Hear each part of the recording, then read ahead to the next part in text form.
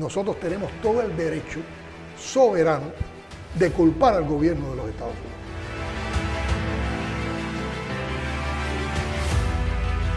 El enemigo lo que nos quiere ver es enfrentados. Al enemigo no le interesa solucionar los problemas de Cuba. No estamos haciendo cosas en el aire. Contratos firmados, contratos acordados, contratos que están puestos en vigor. Empieza un movimiento grande, como el que se hizo en la Revolución Energética.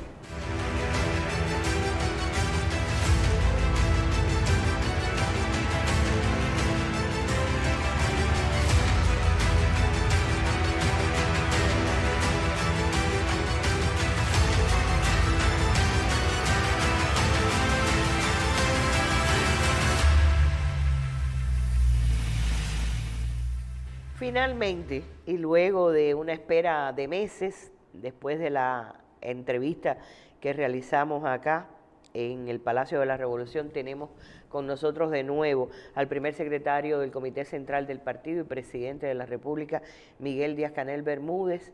Y bienvenido, presidente. Gracias. Arlene, gracias. Gracias por aceptar la invitación. Y también el ministro de Energía y Minas, Vicente de la O. Levi, a propósito de lo que ha sido noticia en los últimos días, en las últimas horas, los acontecimientos de Santiago de Cuba el domingo 17 de marzo en la tarde, y bueno, en otra ciudad, en Bayamo y en Santa Marta, en Matanza. Yo no soy exactamente la anfitriona, sino digamos que vivo de preguntar y de presentar.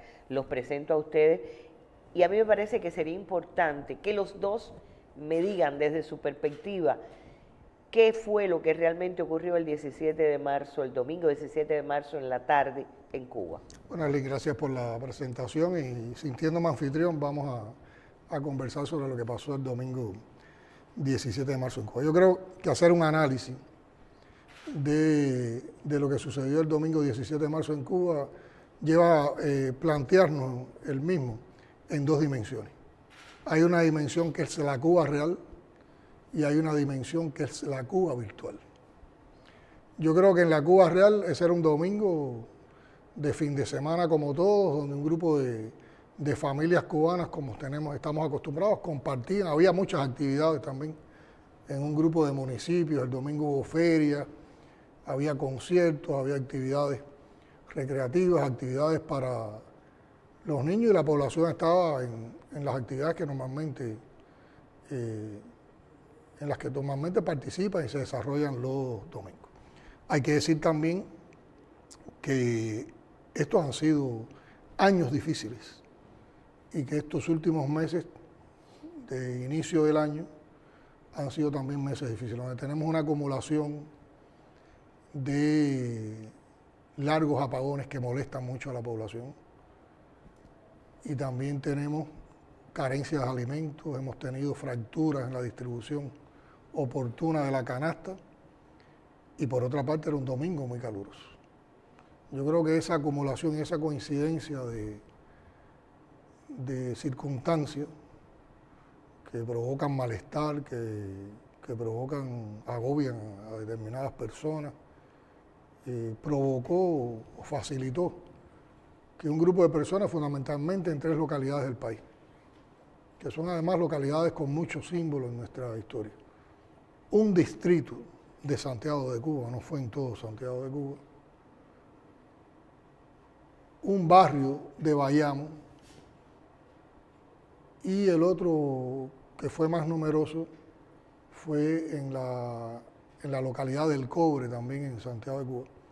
Se reunieron personas en el orden de los cientos, 500 en un lugar, alrededor de 300, 400 en el otro, y alrededor de 100 en el otro lugar, que en lo fundamental fueron buscando la explicación,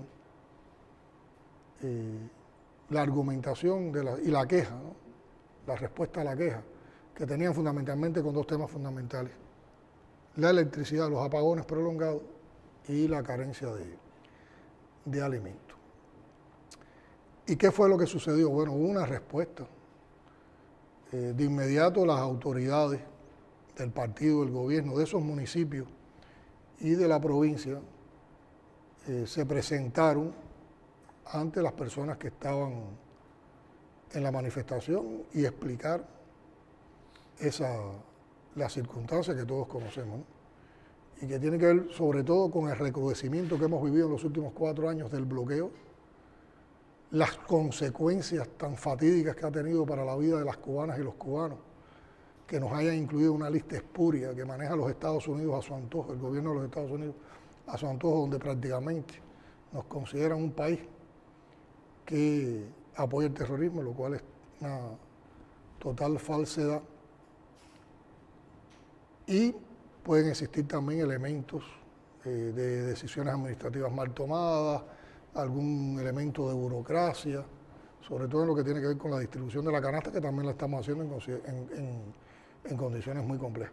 Porque lo que sí hay que tener en cuenta en esa Cuba real de ahora es que nosotros en los últimos meses nos han faltado 2 combustibles fundamentales para poder lograr la cobertura de la generación eléctrica en los momentos de pico, y el ministro Vicente yo creo que tiene toda la disposición para poderlo explicar con más lujo de detalle a la población, que son el diésel y el fuel oil.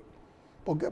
Fundamentalmente por la persecución energética a la que está sometido nuestro país como parte del recrudecimiento del bloqueo, y también porque no siempre disponemos de la divisa necesaria para comprar esos combustibles. Perdón por interrumpir, solo quería que pudiera decir brevemente a qué le llamamos persecución energética. Bueno, la persecución energética es una de las acciones con las cuales se recrudece el bloqueo.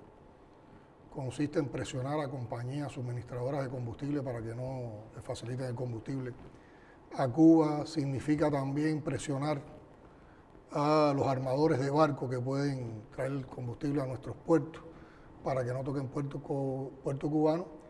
Y también están las presiones a las agencias financieras aseguradoras de los cargamentos de combustible. Entonces nos pone una situación muy compleja para lograr esos combustibles. Por eso se provocan fundamentalmente en estos momentos, y Vicente puede explicarlo después, los apagones con la intensidad con que se ha producido, a pesar de lo que ha reportado toda la estrategia que se ha venido desarrollando de mantenimiento, más sistemáticos que en otro momento, de reparación de las principales termoeléctricas del país y también de los principales emplazamientos de la generación distribuida, que funciona sobre la base, como te decía anteriormente, del diésel y del fuel. Y a esto se sumó entonces también, como te decía, a partir de estos largos apagones. El apagón para el cubano, para la familia cubana, Arlene, es muy molesto, porque además el apagón nos complica todas las otras cosas de la vida. Pierdes capacidad para cocinar los alimentos. Cuando está el apagón, se interrumpen los sistemas de abasto de agua porque los bombeos no se pueden realizar, entonces se prolongan los ciclos de abasto de agua. Y estar muchas horas, y sobre todo un fin de semana, bajo el apagón realmente irrita. Y a eso se le suma, bueno, toda la situación de la alimentación. Pero las autoridades salieron a explicaron. Y la mayoría de las personas que estaban participando de eso, en un diálogo, en un intercambio, entendieron, y esas expresiones de descontento popular a partir de las explicaciones, yo diría en un tiempo prudencialmente corto, se pudieron regresar a una normalidad. Dentro de las personas que se estaban manifestando, hay personas que tuvieron otras posiciones. Hay personas que corearon consignas contrarrevolucionarias, algunas se acercaron a la comisión de hechos con determinado vandalismo, algún desacato a autoridades, algún irrespeto a las autoridades, sobre todo también porque yo creo que hay mucha presión mediática, hay mucha intoxicación mediática también en las redes sociales con relación a las cosas que suceden en Cuba. Después de eso, hubo normalidad en los lugares, se dieron 2 o 3 incidentes más en 2 o 3 barrios más en determinados lugares de Cuba, con participación de 10, 12 personas que duran minutos y que tienen que ver también con ese descontento. Esa es la Cuba real que teníamos el domingo 17. La Cuba virtual. nos construyeron un 11 de julio virtual en toda la narrativa. En toda la narrativa mediática esta de desprecio, de odio hacia la Revolución Cubana, de calumnias, de mentiras. De inmediato se formaron los clústeres de todos los contrarrevolucionarios, los políticos, toda la gente que constantemente están denigrando de la revolución, se convirtieron en hechos de más permanencia y de más magnitud, manipulados incluso con técnicas de inteligencia artificial, las cosas que habían ocurrido realmente. Yo te digo porque estábamos siguiendo todos los acontecimientos y todavía a la 1 de la mañana, de la madrugada del lunes, cuando ya hacía mucho rato que todo estaba en la normalidad, seguían haciendo en algunas plataformas contrarrevolucionarias, en las redes sociales, directas que simulaban que todavía esos hechos estaban ocurriendo, lo cual es una mentira absoluta. Por lo tanto, cuando vemos la confrontación entre esas dos Cubas, nos damos cuenta también de la perversidad que hay alrededor de todo esto. Y ratifica en nosotros la convicción de que todo esto responde a toda una plataforma que busca el estallido social en Cuba para acabar con la revolución. ¿Dónde están los referentes? ¿Dónde están los orígenes de esa plataforma? Bueno, en abril de 1960, como todos conocemos, un personero del gobierno de los Estados Unidos, Mallory, estudiando la situación de Cuba, propuso un plan, que está en el famoso memorando Mallory. Aquí, casualmente, aquí en el móvil, tengo uno de los párrafos más significativos de ese memorándum. Dice: la mayoría de los cubanos apoyan a Castro. El único modo previsible de restarle apoyo interno es mediante el desencanto y la insatisfacción que surjan del malestar económico y las dificultades materiales. Hay que emplear rápidamente todos los medios posibles para debilitar la vida económica de Cuba. Una línea de acción que, siendo lo más habilidosa y discreta posible, logre los mayores avances en la privación a Cuba de dinero y suministros, para reducirle sus recursos financieros y los salarios reales, provocar hambre, desesperación y el derrocamiento del gobierno. Dime si eso no es lo que nos están aplicando en momentos como estos. Y está cargado de una maldad, de un desprecio, de un odio.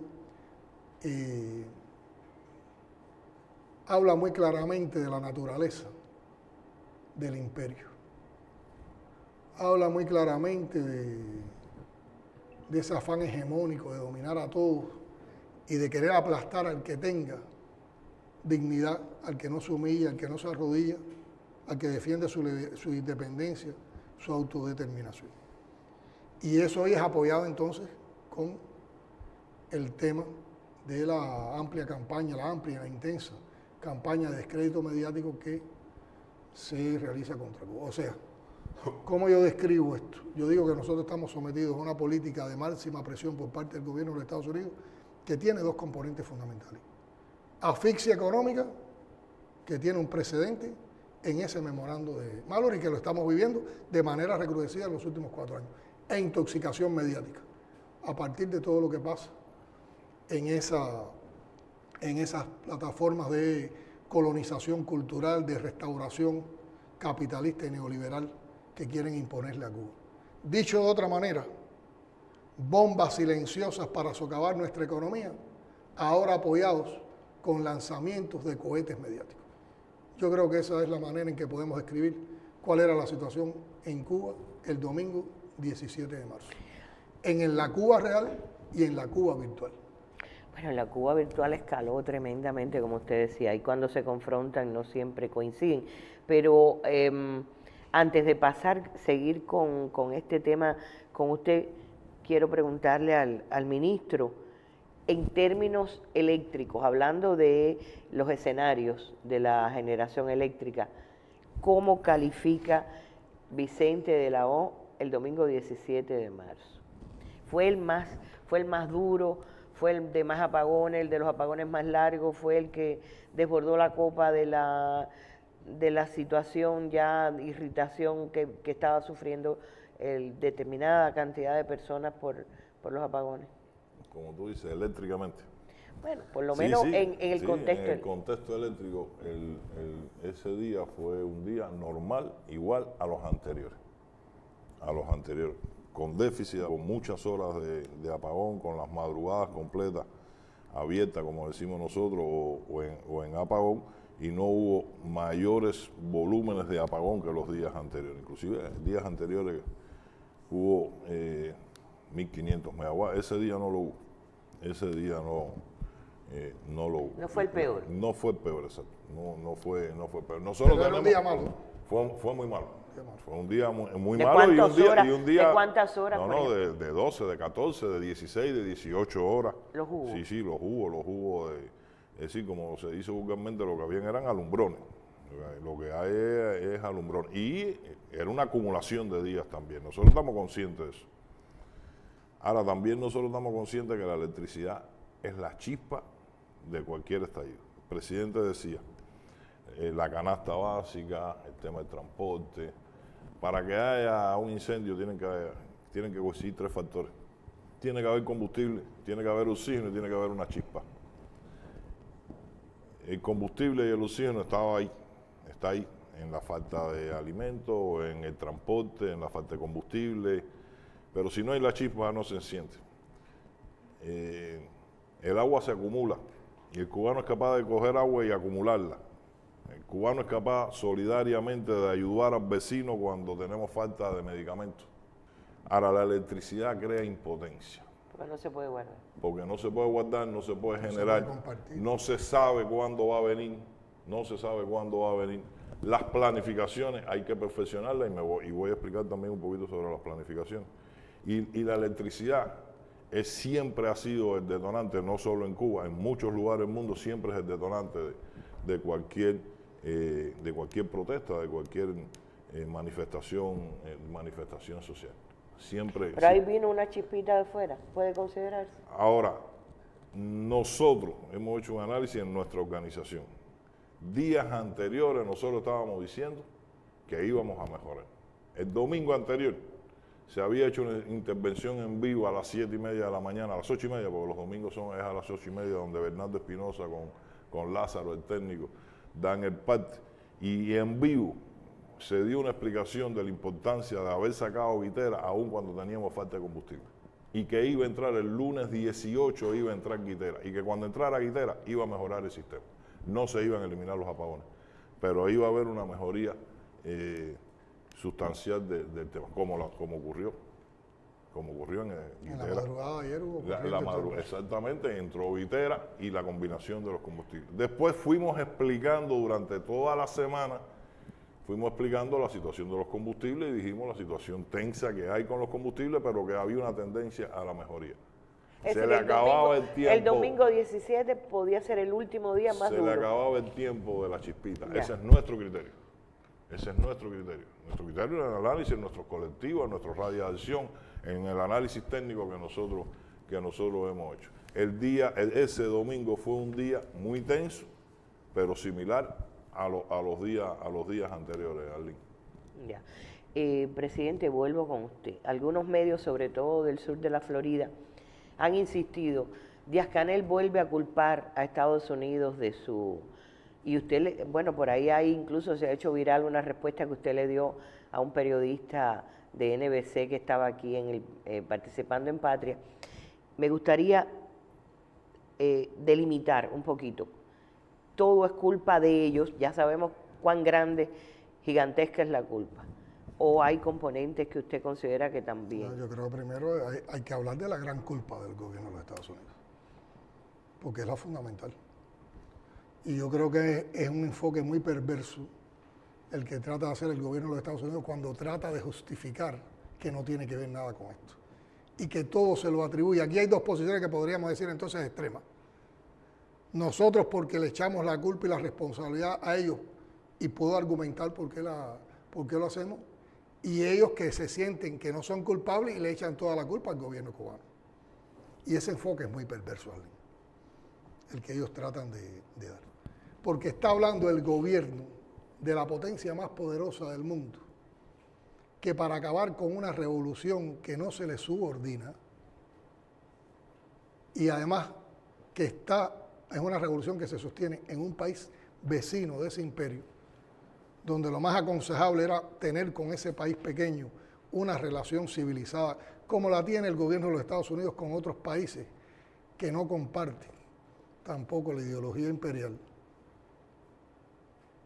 Es muy perverso que ese país, ese gobierno, que te aplica un bloqueo genocida y criminal de más de 6 décadas, dicho con la desvergüenza y el descaro con que lo dijo Mallory, o como lo sugirió Mallory en su memorando. Un gobierno que te cerca toda cualquier negociación comercial o económica que tú trates de hacer. Te cercan. Presionan los barcos, presionan los bancos, presionan las agencias aseguradoras. Aplican leyes ilegales y extraterritoriales como Torricelli y la ley Helm-Burton. Tratan de ahuyentar a los inversionistas. Presionan a los países que quieren tener relaciones con Cuba. Cierran las puertas a los créditos, a los intercambios y además nos cerraron los ingresos en remesa. Y como si fuera poco, prohíben que los ciudadanos norteamericanos vengan a Cuba de turismo. Niegan a las compañías de cruceros que toquen puerto cubano y presionan con determinados mecanismos que tienen de visa para evitar que también los ciudadanos europeos vengan de turismo a Cuba. Ese gobierno que actúa de esa manera y que eso provoca carencias importantes de combustible que inciden en los apagones en Cuba y carencias importantes de alimentos, medicamentos, materias primas, insumos para nuestras principales producciones de bienes y servicios que entonces no podemos poner en disposición de la población, va a decir que no es culpable de todo esto. ¿Dónde está la vergüenza de ese gobierno? ¿Dónde estaba la vergüenza? ¿Cuál es la mentira que está diciendo Cuba sobre eso? Mientras exista bloqueo, mientras haya bloqueo recrudecido y mientras exista la inclusión de Cuba en una lista de países que supuestamente apoyan el terrorismo, nosotros tenemos todo el derecho soberano de culpar al gobierno de los Estados Unidos. Y hay evidencias, con lo que sucedió el domingo hay evidencia.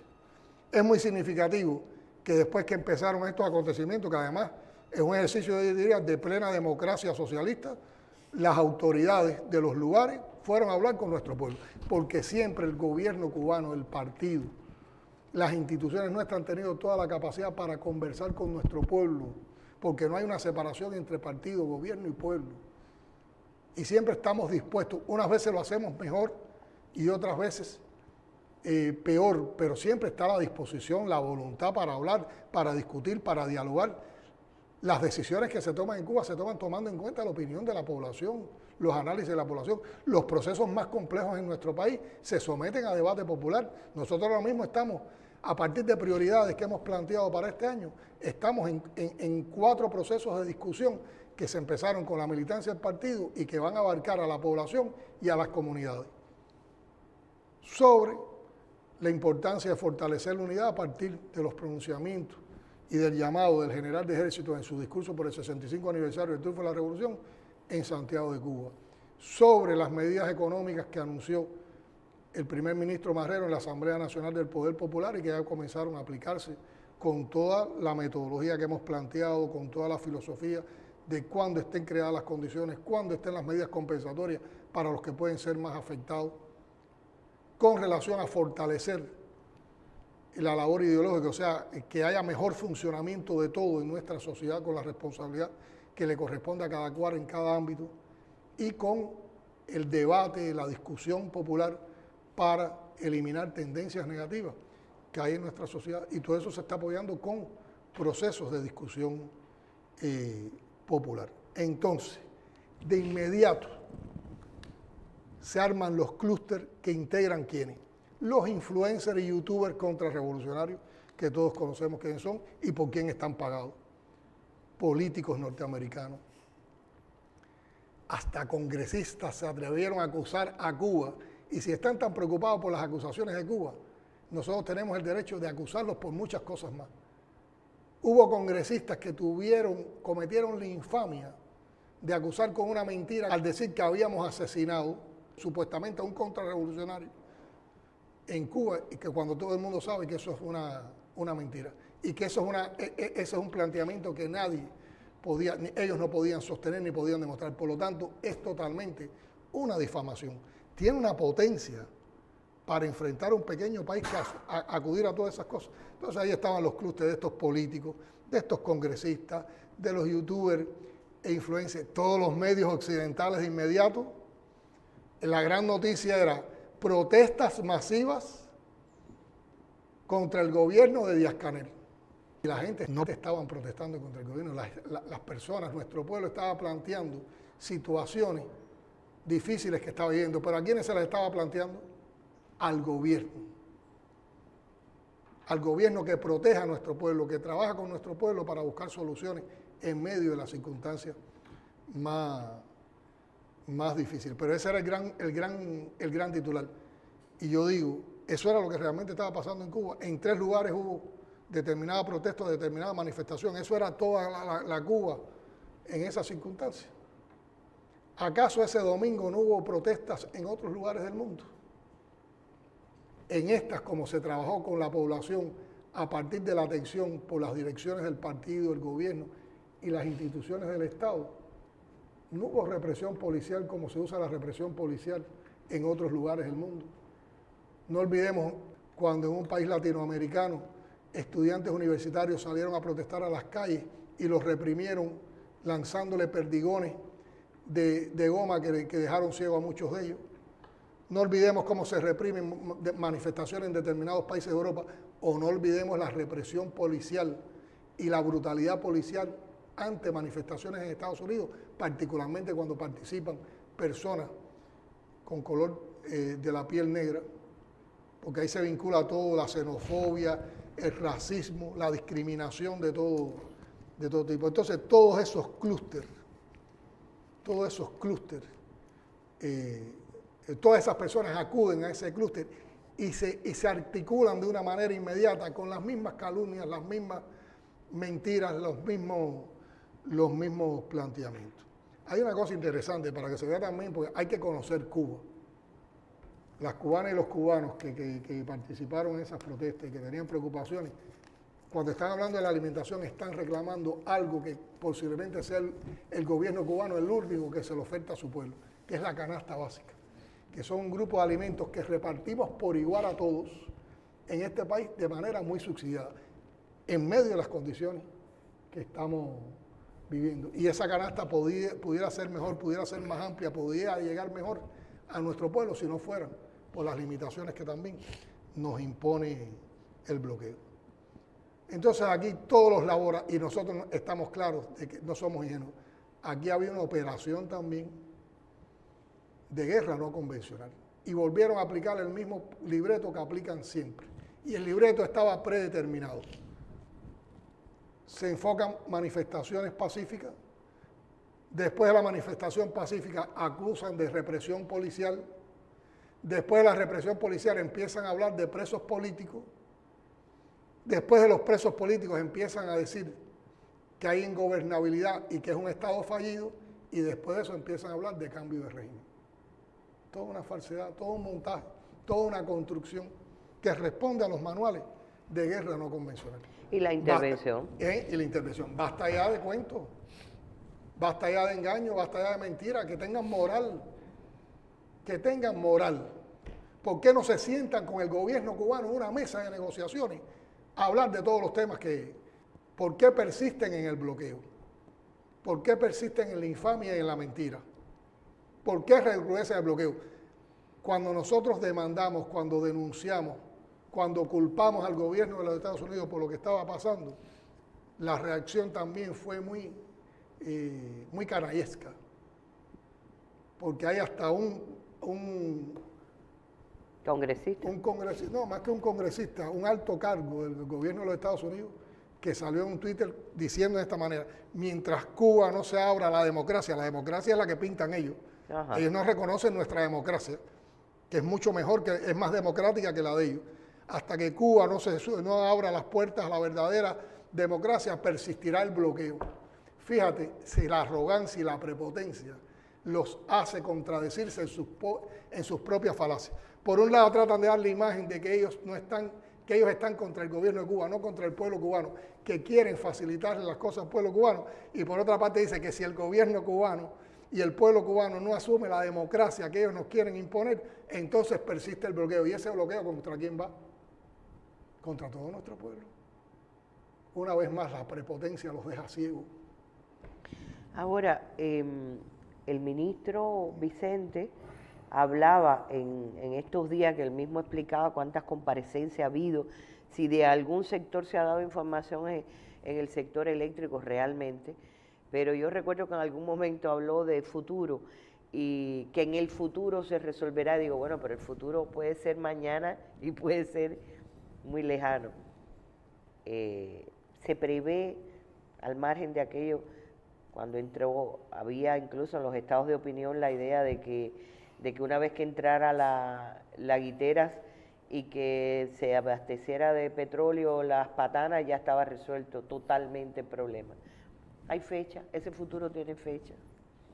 Así mismo lo dijiste, futuro sin fecha. Bueno. No, es correcto, ya es correcto. Te voy a explicar primero el futuro y cómo vamos a llegar al futuro y cómo vamos a resistir hasta llegar al futuro. El futuro de nosotros tiene que ser necesariamente y obligatoriamente con una independencia total de la importación de los combustibles. Y después llegar a la no utilización de los combustibles fósiles. Nosotros tenemos que utilizar los combustibles cubanos, llámese el crudo nacional y llámese el gas. Y ahí están en nuestras termoeléctricas y en el gas, como se conoce esa empresa mixta, que consume el gas de los pozos acompañantes.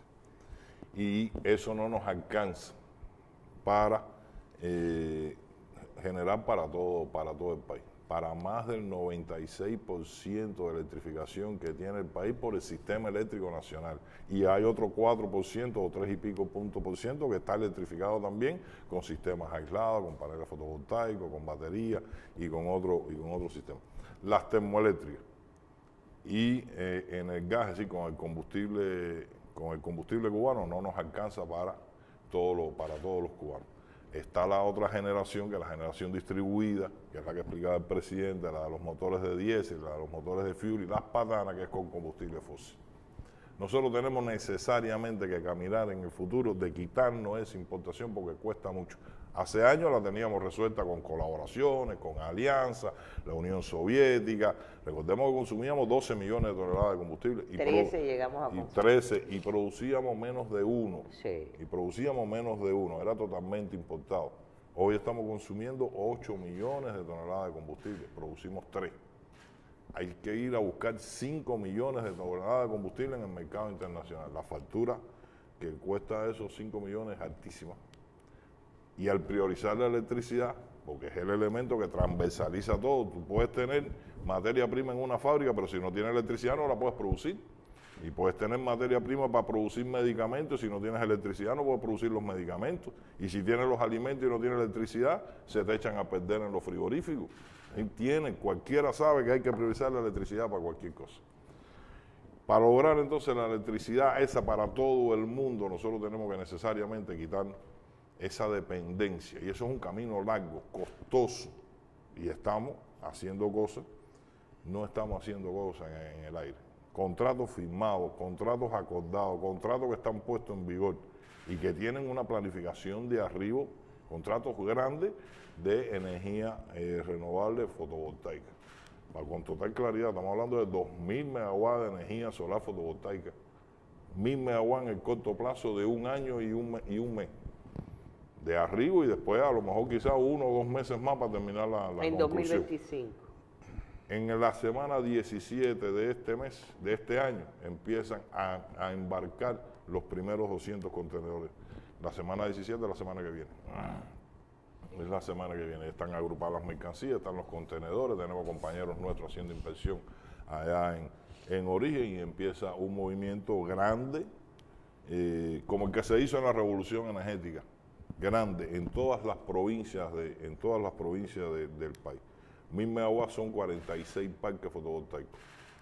Si 46 parques fotovoltaicos repartidos entre todas las provincias viene promediando unos 3 parques fotovoltaicos de 20 megawatts cada uno, 21 megawatts para ser más exacto.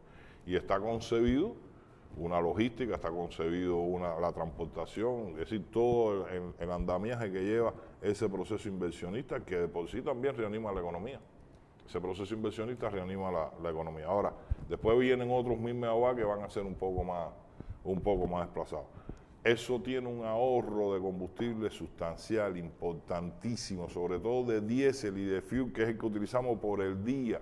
Esos grupos electrógenos que utilizamos en el horario pico. En esos 2000 megawatts tienen previsto acumulación de energía, baterías, para poder lograr en el horario pico y durante todo el día ir trabajando con el sistema eléctrico de una manera mucho más eficiente. Ahora eso se demora, porque eso que sale el mes que viene o la semana que viene, se demora en llegar, se demora en instalar, se demora. ¿Cómo llegamos hasta ahí? Y yo entiendo la preocupación y la vivimos. Hay que vivir esta semana, la que viene, la otra y la otra. Reparamos Guitera, entró Guitera el día que se planificó y Guitera está en línea. Ahora hoy en la mañana tuvo un proceso de asimilación de una intervención tan grande como se hizo, que se explicó, Alfredo, el director de la Unión Eléctrica, lo explicó al detalle, más de 1500 cosas se tocaron en esa termoeléctrica, un proceso de asimilación. A las 6 de la mañana la paramos, a las 3:03 de la tarde estaba sincronizada y subió carga. Cuando vine para acá estaba en más de 250 megawatts, no sé en cuánto estará ahora. Eso es normal. Ahora, a partir de Guitera mejoró, enseguida mejoraron la madrugada del día de ayer, no hubo apagón. La madrugada del día de hoy nosotros estamos planificando que no haya apagón, pero no es Guitera y no es resolver los apagones. Y el déficit ha sido la tercera parte del déficit que habíamos tenido en los días anteriores. Exacto. O sea, hoy hemos disminuido el apagón en más de un 66%. Sin Guitera. Sin Guitera. Sin Guitera desde por la mañana hasta las 3 de la tarde. Es decir, es la combinación ¿por qué? Porque hubo combustible. Hubo, o sea, gestiones extremadamente precisas, diarias, con mucha presión, con mucho estrés, con los suministradores, porque estamos saliendo al mercado internacional a comprar el combustible. No es al mercado, con ese gran valor que está costando. Entonces, ya viene el barco del otro barco, a qué hora llega, y que hay cosas que no se pueden hacer muy públicas. Nosotros lo tenemos al detalle. Fíjate si no, y aprovecho también porque sabemos que existe esa opinión, y el balance del Ministerio de Energía y Minas. ¿No? El balance del Ministerio de Energía y Minas ya se celebró. Pero no fue público. No fue público, porque discutimos una estrategia energética del país, de energética con nuestros recursos, con nuestra inteligencia, con nuestras posibilidades reales, pero hay cosas ahí, porque ya tenemos mucha experiencia de cada vez que se hace algo público, parte de la persecución. Eso es persecución energética. Eso es persecución energética. Eso es persecución energética. Y hay muchos ejemplos, hay muchos ejemplos. Tú participaste como parte de una delegación en negociaciones que se malograron inmediatamente. Que saliendo de allí ya no había. Saliendo de ahí ya no había, se malograron inmediatamente, porque se hicieron públicas por parte de ellos. Ellos convocaron a la prensa y convocaron a todos lados, y se malogró todo. Era un suministro estable. Se estaba hablando de suministro estable, en condiciones buenas, de excelente calidad de combustible. Ahora nosotros estamos luchando día a día, la dirección del país atiende este tema diario. Yo te puedo decir a manera de ejemplo, nosotros hoy hacemos un análisis todos los días, el barco que va a entrar, qué tipo de combustible, qué calidad de combustible, cuánto nos costó, a qué hora llega el combustible, ese barco para qué puerto va, ese va para otro barco que va a hacer cabotaje, para dónde va para Mariel, va para Moa, va para La Habana, va para Cienfuegos, así. Y a las 5 horas estamos haciendo otro reanálisis otra vez porque cambió la situación. ¿Y cuánto representa ese combustible en generación? ¿Y cuánto? Para saber cuánto disminuye. ¿Y cuánto es el déficit? ¿A qué hora va a haber déficit? ¿A qué día va a ser el mayor déficit? Ahora, planificar los apagones es extremadamente complejo. La organización eléctrica ha estudiado y ha vivido toda la vida pagar electricidad, no pagar apagones. Y ha tenido que especializarse también en ese tema. ¿Cómo planifica? Cuando los apagones son de 500 megawatts, muy fácil. Están los circuitos, se rotan los circuitos y se logra y se reparte y se reparte de una manera más fácil. Cuando estamos hablando de 10, 12 horas y de 1500 y de 14 horas y de 18 horas y de 1500 megawatts y que tú tienes que proteger circuitos como los hospitales, como la elaboración de alimentos, tú tienes que proteger circuitos, no tienes mucha capacidad de maniobra y ese circuito que lo tienes protegido también te falla. También falla, o un circuito que está trabajando con un grupo electrógeno, una cosa priorizada que está trabajando con un grupo electrógeno, le quitaste la corriente del sistema eléctrico y está trabajando con un grupo electrógeno y se le rompió la correa del ventilador del grupo electrógeno. ¿Qué tú haces? Tienes que ponerle la electricidad a ese circuito y entonces le pones la electricidad al circuito, no tienes capacidad y tienes que quitárselo a otro que estaba planificado. Es decir, no es interés de nadie que le quito a este grupo 2 veces mientras hay otro que... No. Sí podemos perfeccionar, ¿no? Y se trabaja constantemente. Yo recuerdo hace ¿Eso años es atrás... decisión de las provincias o de Eso es lo que te iba a decir. Yo recuerdo hace años atrás, circuito se mandaba desde el Despacho Nacional de Carga. Y en la perfección de la rotación de los circuitos y de ser más equitativo eso, se organizó a partir de las provincias. Porque las provincias están viviendo más cerca de los hechos reales que están teniendo. ¿Cómo el Despacho Nacional de Carga va a saber si en un circuito hay un enfermo o hay un evento cultural o hay una fiesta o hay entonces el territorio lo sabe y eso se ha ido perfeccionando y se sigue perfeccionando constantemente. Ahora, presidente, usted decía que se sigue de cerca la situación. Lo he oído decir muchas veces y me consta además cómo se siguen los estados de opinión de la población. Lo veo meterse en los barrios que más dificultades tienen y lo veo meterse en los lugares donde están las soluciones, como usted decía el otro día. Tienen el mismo problema, pero hay algunos que saben sacar adelante su trabajo y otros que se acomodan a esperar la solución. Eso del oído pegado a la tierra que siempre ha dicho el general de ejército, ¿cómo se logra saber el estado de opinión de la gente? Porque hay gente que dice, no es como se está diciendo, lo están informando de tal manera. ¿Cómo saber cuál es la verdad verdadera? El mandato del general de ejército de trabajar con el oído pegado a la tierra se mantiene y se mantendrá. Y hay toda una experiencia. Nosotros, primero, ninguno de nosotros vive ajeno al pueblo. Uno vive en un entorno familiar, en un entorno de amistad, en un entorno de trabajo, donde las personas tienen los mismos problemas de la población porque son parte del pueblo. Por lo tanto, a mí, mis amigos, mi familia, también, en el mejor sentido, se quejan de que la situación está dura, comparten con nosotros esos criterios.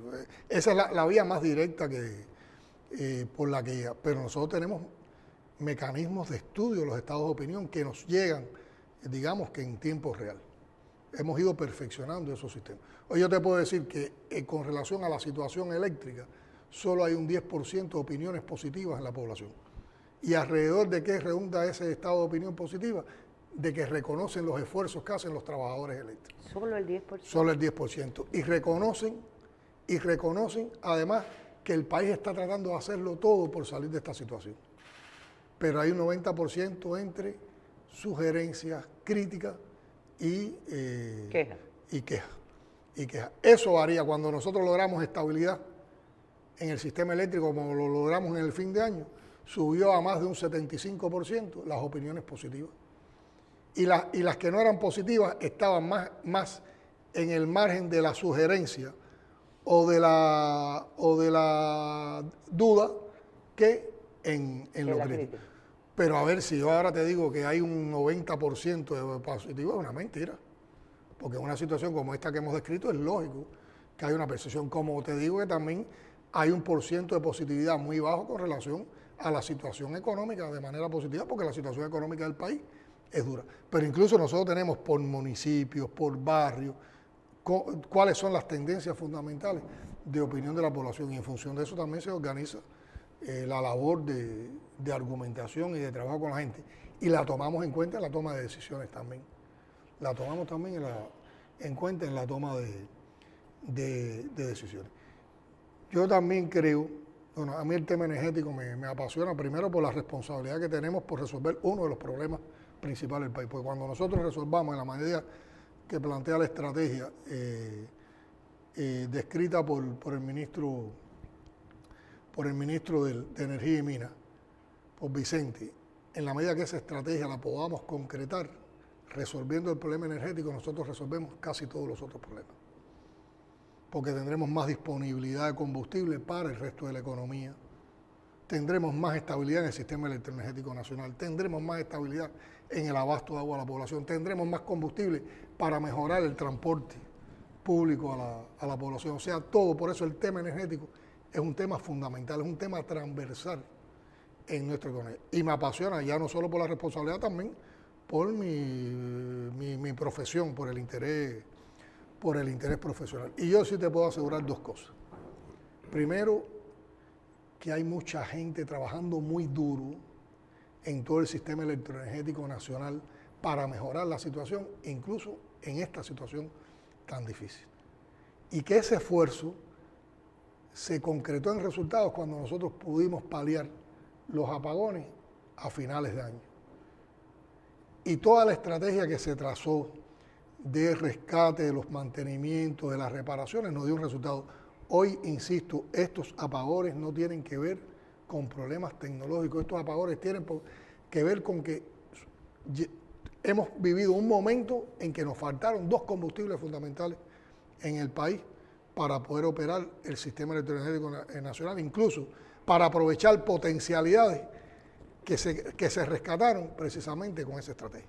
Y está la otra estrategia, que es ir pasando la matriz electroenergética a una matriz que dependa más de las fuentes renovables de energía. Está en todo ese amplio proceso inversionista que describía el ministro Vicente. Y en estos días vamos a tener más estabilidad porque han empezado a dar resultados todo un grupo de gestiones que se han hecho con países amigos, con países hermanos, pero también que vienen como resultado de otros momentos en que también se ha trabajado y por el seguimiento ese sistemático. Pues para nosotros estamos claros hoy que una de las cosas que más golpea a la población en estos momentos es el tema energético y ahí estamos trabajando. Yo creo que Vicente ha explicado una visión de futuro, pero también ha estado explicando una visión de presente. Ya esta semana nosotros empezamos a mejorar la situación eléctrica con la entrada de la guitera. El lunes fue el primer día en los últimos más de 30 días que nosotros logramos cerrar y que todo el país tuviera energía eléctrica en las horas de la madrugada y las primeras horas del día. El déficit eléctrico en el día de hoy que ha transcurrido hasta ahora es la tercera parte del déficit que hemos tenido en días anteriores. Y estamos trabajando para que en la madrugada de hoy tampoco haya déficit energético y así tenemos toda la programación. Tenemos día a día, como decía Vicente, incluso tenemos los momentos en los que puede haber una situación compleja porque no tenemos el empate en los combustibles y en función de eso se están haciendo ya todo un grupo de negociaciones y de acciones. Por lo tanto, como dice Vicente, todos los días están cambiando los pronósticos, las proyecciones y no siempre para mal, pero realmente hemos vivido una etapa muy tensa y una etapa tensa vivida sigue dejando un halo de insatisfacción hasta que la gente no vea de verdad una estabilidad, porque siempre queda la duda, hoy estoy bien, pero mañana ¿qué va a pasar? Pero hay todos los esfuerzos. Yo le digo a nuestro pueblo que tenga confianza, que se escucha todo, se aprecia todo. Nosotros vivimos nosotros trabajamos con el concepto de que ninguno de nosotros sabe más que todos nosotros juntos, que es también una expresión de esa unidad a la cual nos ha convocado el general de ejército, porque esa unidad también la forjamos con la participación de nuestra gente y tomando en cuenta el talento que hay en nuestro pueblo, al que tanto hay que agradecerle por su heroísmo, pero también por su resistencia y su talento. Y muchas veces esas opiniones que estudiamos, hay veces que hay una sola que se dijo en un lugar y esa nos está dando la luz de lo que hace falta y se toma en cuenta. Y en función de eso se está trabajando así, se está tomando en cuenta todo lo que la población dice.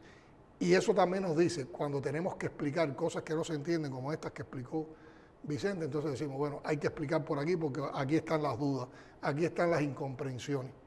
Y hay cosas que lamentablemente no las podemos explicar, no porque no queremos ni porque no sean necesarias, es porque estamos enfrentando un enemigo muy malvado y no le podemos dar toda la seña de por donde nosotros estamos caminando. No, que te está ahorcando y te está diciendo que tú eres el culpable. Presidente, ustedes hablaban y yo estaba recordando la ventaja de tener cierta cantidad de años y recordaba que cuando yo era niña, casi nadie en mi barrio, y no era precisamente un barrio marginal ni pobre, todos los hogares no tenían refrigerador y televisor, mucho menos. Es uno de los sectores donde más se multiplicó la inversión en la revolución. La electricidad, sí, por supuesto. Yo recuerdo a Lidio Ramón Pérez, a quien sí, entrevisté alguna vez. Sí, que así se llama la termoeléctrica de efecto. Porque luchaba por llegar al 95% exacto. de electrificación. Cuando triunfó la revolución, 6 millones de habitantes, y el nivel de electrificación no era del 50%. Eran las cabezas de provincia lo que había electricidad, con motores en algunos casos, con algunas planticas eléctricas, con motores. Allá en Baracoa, allá en La Máquina. ¿Por qué se llama La Máquina? Eso es Maicí. En Maicí. ¿Por qué se llama La Máquina? Ese lugar. Porque había una máquina que generaba electricidad. Y por eso es que se conoce ese lugar por La Máquina y así en las cabezas de provincia. Y se fue electrificando, un proceso inversionista gigantesco. Se montaron todas las plantas de generación, todas las termoeléctricas, todas las redes de transmisión, se interconectó todo el sistema. La electricidad llegó hasta la montaña.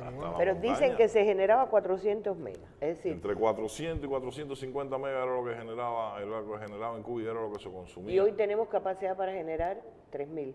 Hoy la demanda de Cuba son 3.000, 3.300 megawatts. Ha habido días de 3.300. Tenemos instalado un poco más con el estado técnico que tiene y con la falta de combustible, por eso son los apagones. Pero, y los equipos electrodomésticos que se mencionaba y que mencionaba el presidente, nosotros llevamos la estadística y la conocemos porque las empresas eléctricas se preocupan mucho de eso, de todos los equipos electrodomésticos que entran por la aduana y que se venden en las tiendas.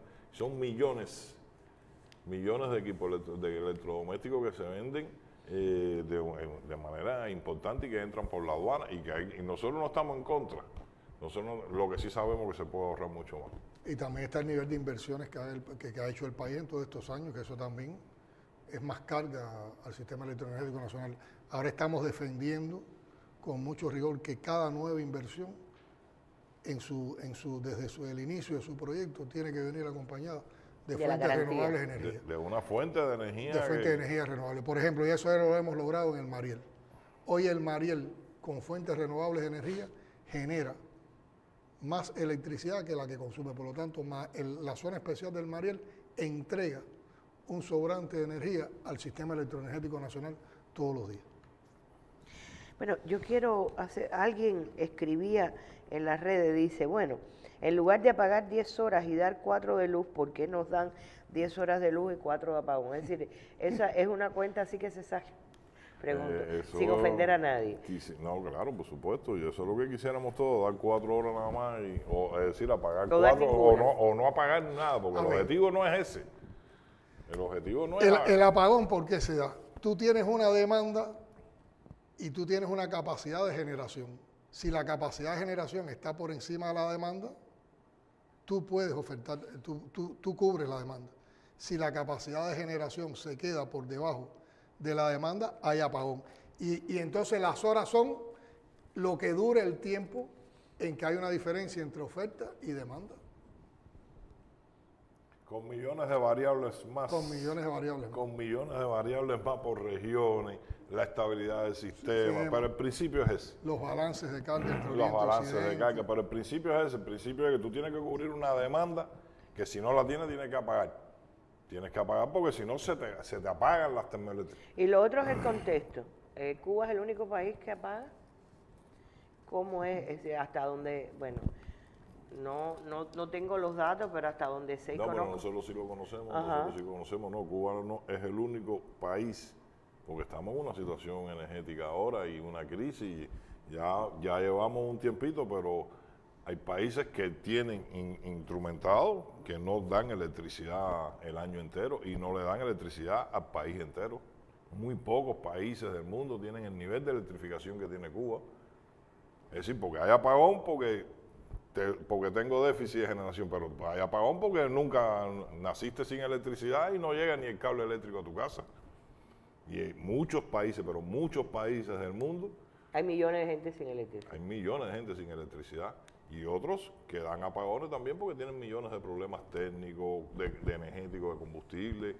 Pero ya eso lo superamos, ya tenemos un % alto de electrificación y estamos trabajando para que eso se pueda mantener o incrementar, pero sobre la base de cambiar nuestra matriz energética y depender menos, como decía el ministro Vicente, del combustible fósil para generar electricidad. Y la lucha no nos sentimos satisfechos porque estamos eliminando los apagones en la madrugada, no, la satisfacción de nosotros es el 100% de las horas del día con electricidad. No, y también conozco, porque lo he seguido como periodista, los casos en que se privatizó la generación de electricidad en Centroamérica, en el Caribe, y terminaron estafando literalmente a las poblaciones. No voy a poner ejemplo porque no viene al caso, no ahora, quiero terminar, si ustedes me permiten, este tema con una pregunta al presidente. Según lo que yo entiendo, ha habido en esta operación que hizo, es decir, sin dudas hay una guerra de cuarta generación, como le llaman, en que se ha aprovechado una situación particular que tiene el país, generada e inducida por esos 60 años de bloqueo, y el país no tiene capacidad en este momento para resolver el problema. Es decir, la respuesta a quienes protestan no es la solución del problema porque no hay las condiciones para hacerlo. ¿Cuál es la respuesta? Y pregunto yo, no ha habido, por lo que yo entiendo, hay un déficit a veces de comunicación, no ha habido cierta morosidad al comunicar, cierto no apelar, no usar todavía todos los recursos que tenemos para que se dé la información constante y oportuna, y yo saco de ese esquema a la empresa eléctrica, que es de las que mejor informa. Aquí en La Habana no hay nadie que se pueda quejar de la información de la empresa eléctrica, por ejemplo, pero es así en todo el país. A ver, Ali, vamos a ver. Porque aquí también las problemáticas, estamos hablando de dos problemáticas fundamentales, la eléctrica y la que tiene que ver con los alimentos y sobre todo con la distribución de la canasta.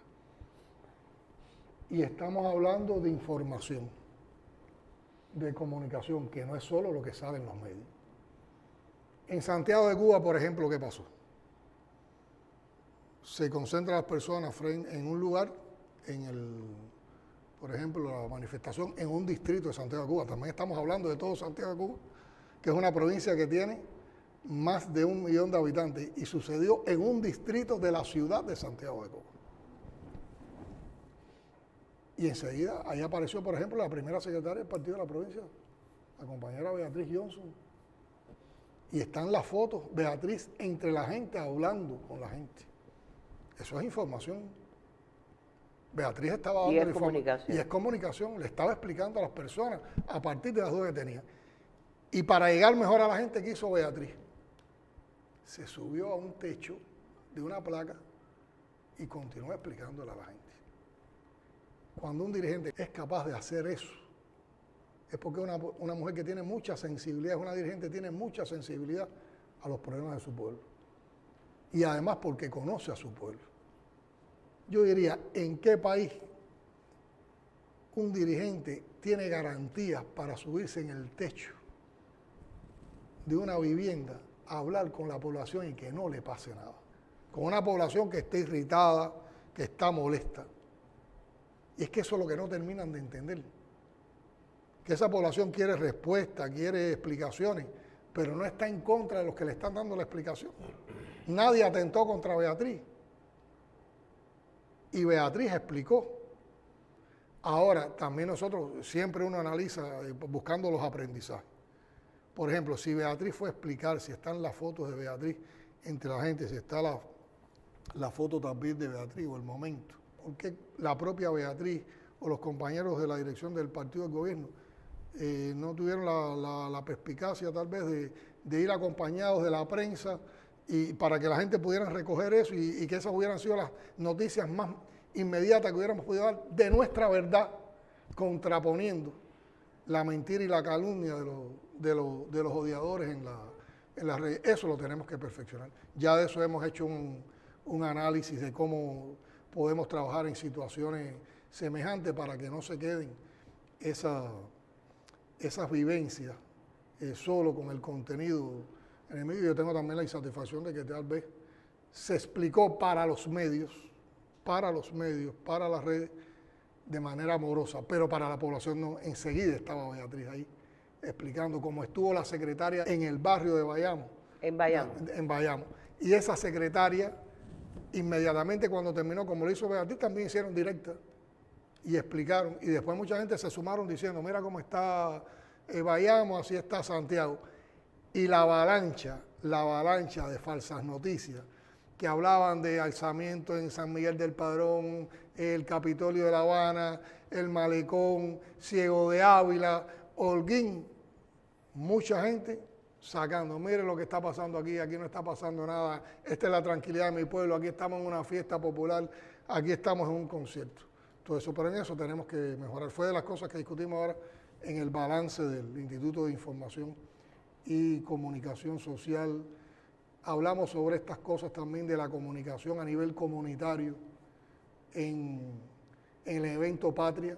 Hablamos sobre estos elementos también de información y comunicación en el encuentro que tuvimos ayer también con los asistentes al evento Patria, y son de las cosas que tenemos que también aprender a hacer de una manera mejor para contar también e imponer nuestra narrativa, que es una narrativa que parte de la ética, que parte de la verdad, que parte de lo justo. Los temas que se hablaban, usted mismo lo decía, electricidad y canasta básica.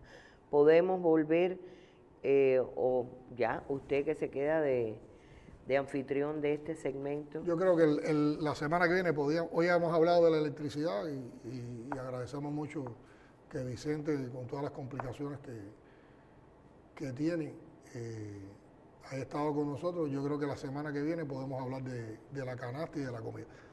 Fíjate, que vuelvo porque tú tienes la capacidad esa de sacar a uno, porque no de distraer, aquí no hay quien se distraiga, pero uno quiere terminar una idea y ya me estás preguntando otra.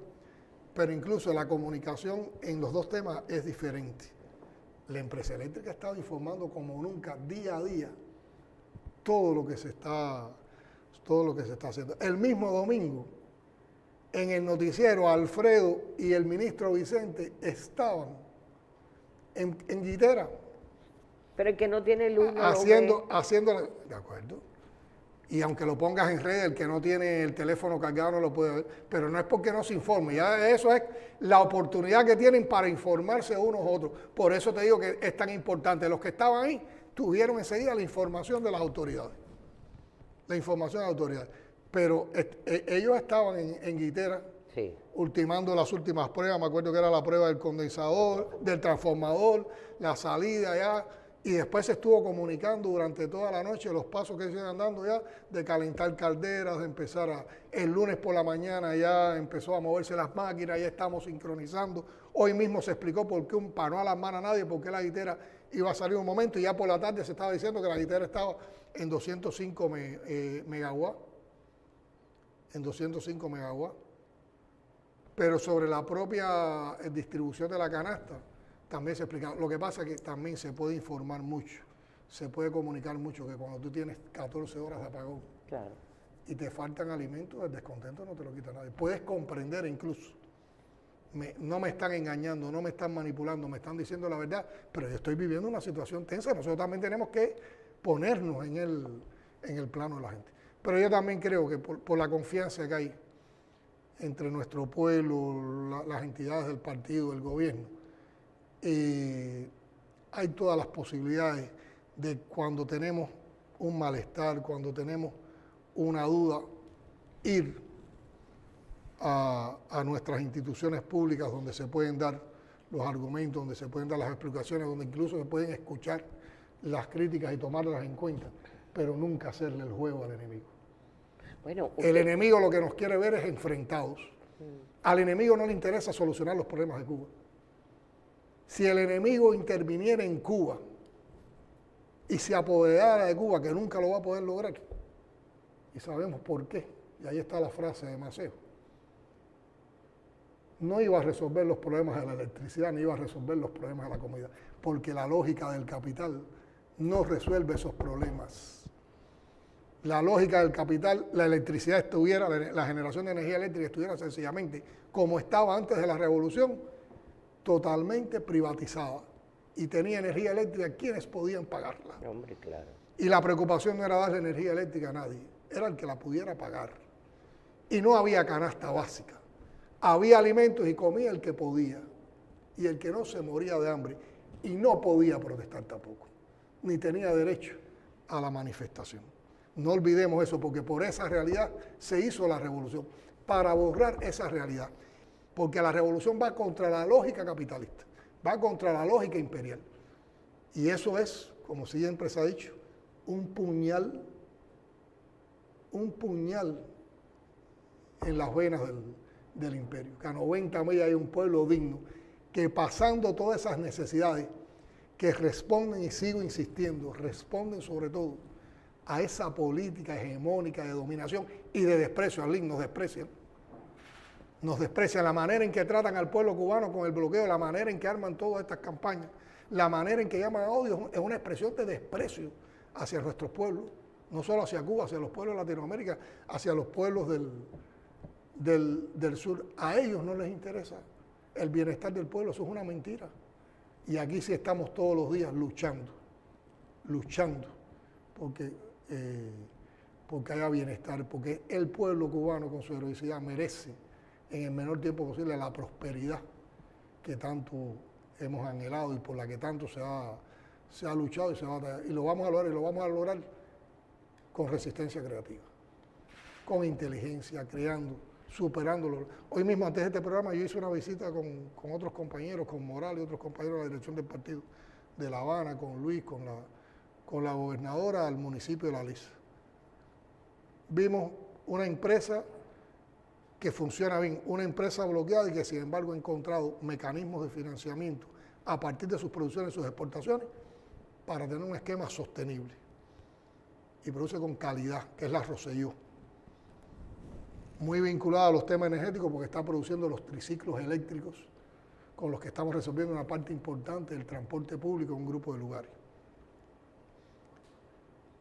Y visitamos 2 lugares más que tuvieron problemas de funcionamiento y malos resultados económicos el pasado año y ya en estos momentos, con creatividad, superando el bloqueo, están en una situación mejor. Entonces, la convocatoria esta que estamos haciendo, de confianza en que nosotros por nosotros mismos, con nuestro talento, podemos salir adelante, no es solo una convocatoria por la emergencia del momento, ni mucho menos, es una convocatoria por convicción, porque es que lo estamos viendo en las visitas que hacemos a los territorios, que a pesar de todo hay lugares que funcionan muy bien, que logran resultados, porque sus colectivos tienen otra manera de participar, porque los liderazgos de esos colectivos son más proactivos, son más innovadores, y esos son los inspiradores.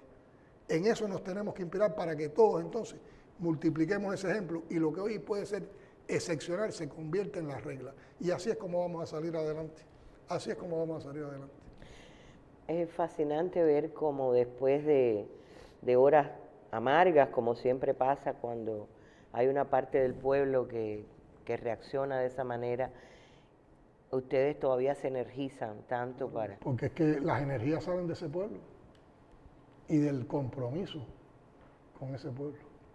Bueno, nosotros, cuando digo nosotros, el equipo de comunicación de la presidencia me dio a mí como mayor de edad la posibilidad de pedirle un espacio aquí en Palacio y nos prestaron este espacio que yo sé que tiene una historia tremenda. Este es el escenario de muchas de las grandes entrevistas al comandante jefe, por lo tanto aquí cuando uno entra se sobrecoge. Y yo creo que los de nuestra generación, la que más recuerdan es la entrevista de Bárbara Walter. Pero Yanni Miná, y por acá estuvo también. Esa pared es conocida por el pueblo cubano. Creo que es una de las cosas que más llama la atención de este local. Por lo tanto, esto lo estamos haciendo también con mucho respeto. Y aquí está el pensamiento de Fidel también. Aquí estamos defendiendo las convicciones de Fidel, las aspiraciones que tenía Fidel de cómo la revolución debería llevar a nuestro pueblo a una mejor situación, a una situación de emancipación, de desarrollo, de igualdad, de justicia social. Gracias por la oportunidad, por prestarnos al equipo también, por darme a mí la oportunidad de volver a conversar. Y nada, el programa es suyo. Pienso que además de la electricidad lo entusiasme la comunicación y tome el papel de anfitrión para un próximo Pero encuentro. siempre apoyándome en nuestros comunicadores, en nuestros periodistas que también están en esta batalla apoyando con su manera de hacer prensa, con su manera de comunicar todo lo que se vive en el país. Los próximos días deben ser mejores. Van a ser mejores, ya están siendo mejores.